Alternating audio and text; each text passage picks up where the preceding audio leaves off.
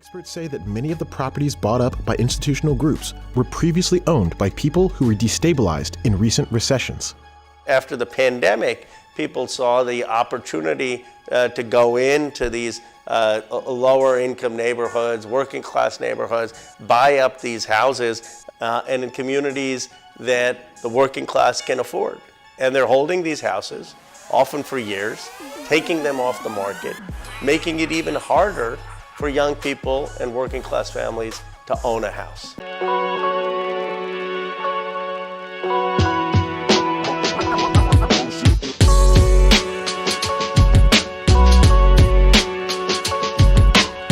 Hey, it's Kyla. Welcome back to the channel. You won't want to miss today's video.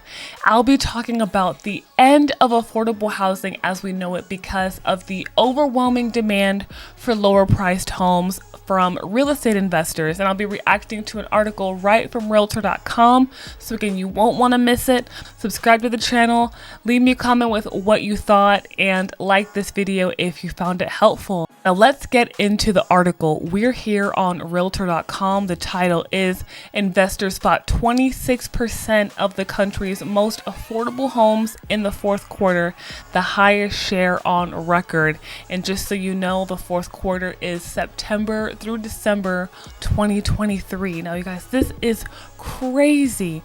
Elevated prices and mortgage rates along with sluggish rents have made low price homes increasingly attractive to investors. Investors bought 18% of all homes sold in the fourth quarter, up slightly from a year earlier. Overall, investor home purchases dropped 11% from a year earlier, though that's the smallest decline since they began falling in 2022. Real estate investors bought 26.1% of low-priced homes that sold in the fourth quarter. That's the highest share on record and is up from 24% a year earlier. By comparison, investors purchased 13% of mid-priced homes that sold versus 14.3% a year earlier, and 15.9% of high-priced homes that sold versus 15.4% a year earlier. Investors are drawn to affordable homes for the same reason as other home buyers. They cost less, which is essentially attractive when home prices and borrowing costs remain elevated. So as we can see from this article, investors are pretty much the largest section of home buyers, or they have been for the last year or two. Now, seeing the opportunity with lower priced homes, because as an investor, your goal is to, of course, get the best deal in order to make the most profit. Now, what a majority of these investors are doing is they're buying these homes at a super low rate, or as a low rate as they can get it, and they're converting these homes into rental properties. We hear from community organizers that are door knocking in certain neighborhoods and are just surprised by how many of the homes on a particular block will be owned by a corporate landlord. Industry advocates say corporate landlords play a critical role in addressing the nationwide housing crisis. What we have in housing in the United States is a chronic shortage since the financial crisis. Low-priced homes made up 46.5% of all investor purchases in the fourth quarter versus 47.2% a year earlier, while mid-priced homes made up 24.6%.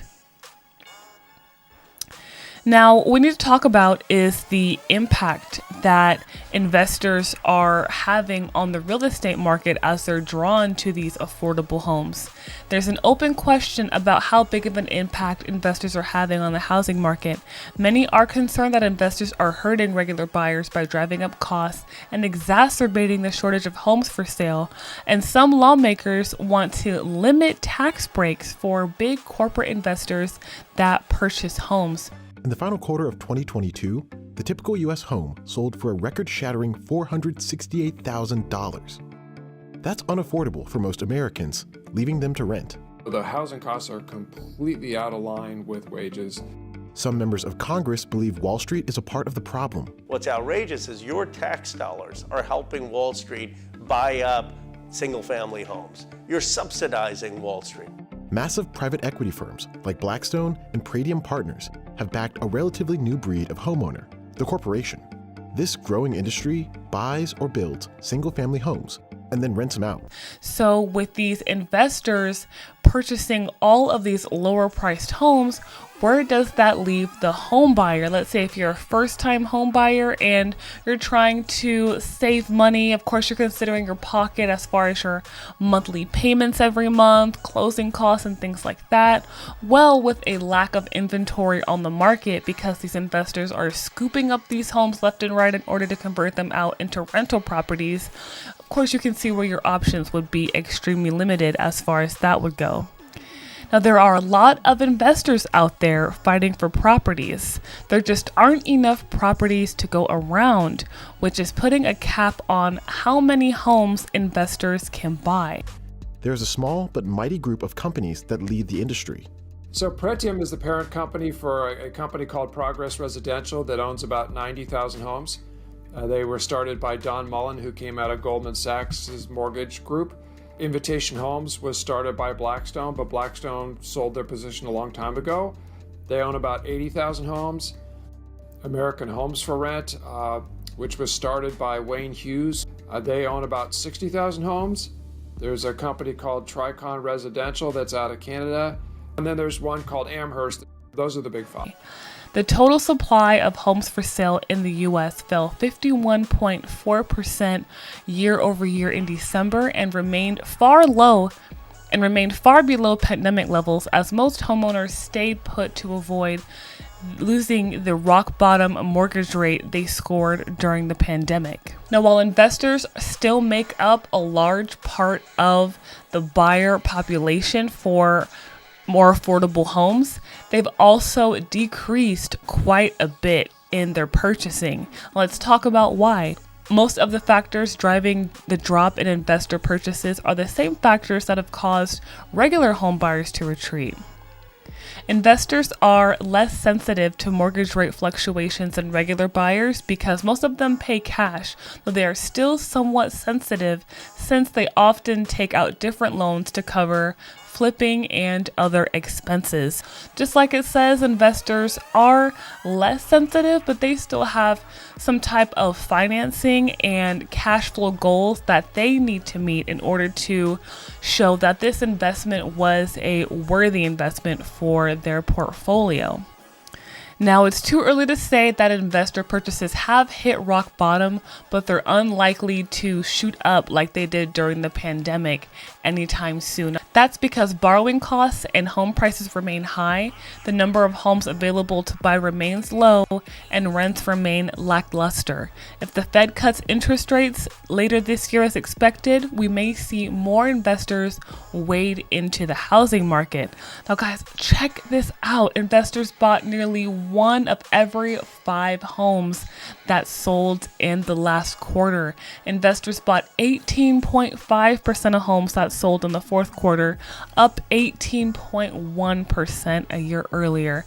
Now, this article is talking about demand from investors waning just a little bit, but from what I see, especially in higher migration areas like Texas, I don't see this lowering anytime soon. In recent years, corporate landlords have been most active in the Sun Belt.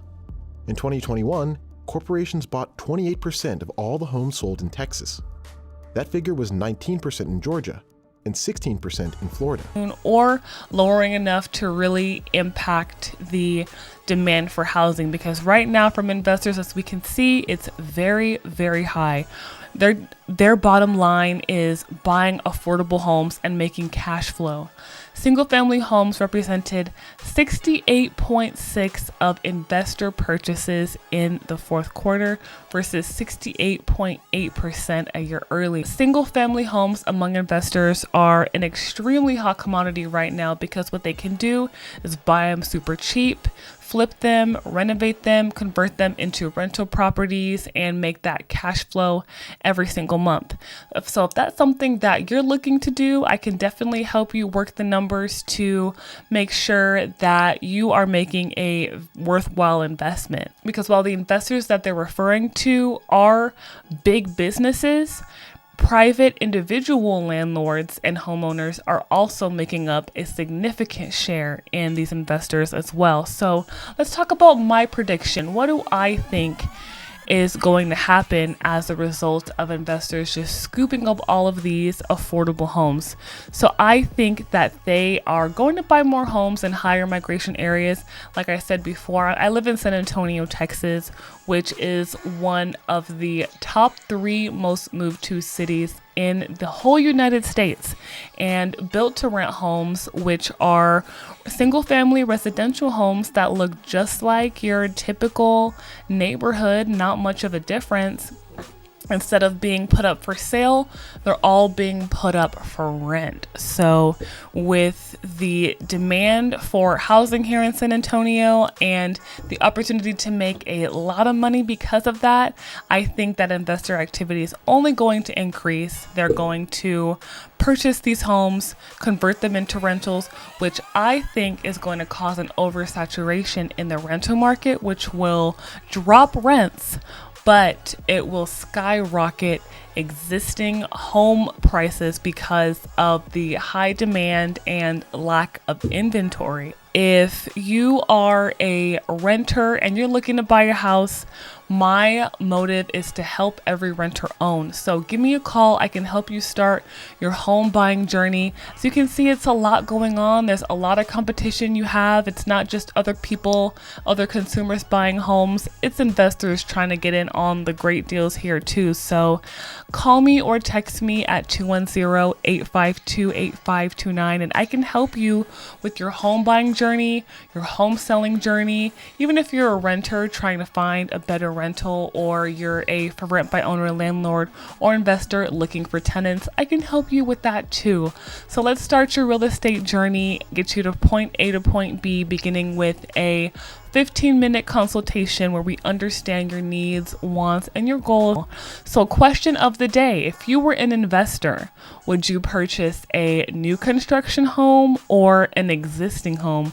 Let me know what you think. Subscribe to the channel, like this video if you found it helpful, comment below with the question of the day, or if you're looking for some assistance with moving here in the San Antonio, Texas area, and share this video with friends, family, or anybody you think might find this video helpful.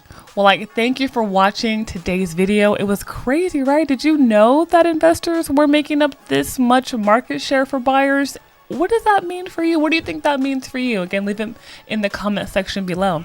All right, I'm Kyla, and I'll see you on the next video.